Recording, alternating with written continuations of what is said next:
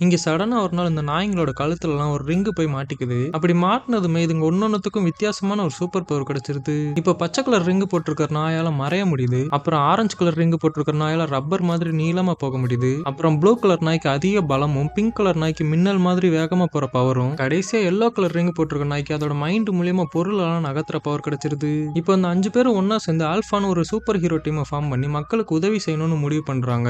அப்போ ஒரு நாள் ஒரு திருடனும் ஒரு திருடியும் கடையில திருடிட்டு இருக்கத பார்த்ததும் இவங்க 5 பேரும் அந்த இடத்துக்கு போய் அவங்கள தடுக்க பாக்குறாங்க. ஆனா அந்த திருடனுங்க ஆல்பா டீமோட பவர் தெரியாம நக்கலா பேசிட்டு இருக்காங்க.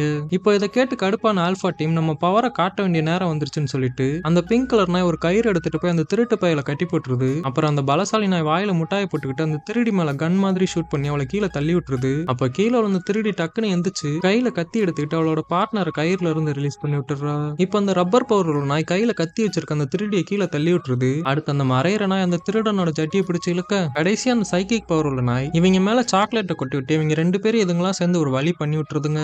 இப்போ இந்த 5 பேர் அந்த இடத்துக்கு போலீஸ் வர சவுண்டு கேட்டதும் கடைக்காரரை கயிறுல இருந்து ரிலீஸ் பண்ணி விட்டு இவங்க எல்லாம் அங்கிருந்து கிளம்பிடுறாங்க. உங்களுக்கு இந்த சூப்பர் பவர் உள்ள நாயில எந்த நாய் வேணும்னு மறக்காம கமெண்ட் பண்ணிட்டு போங்க.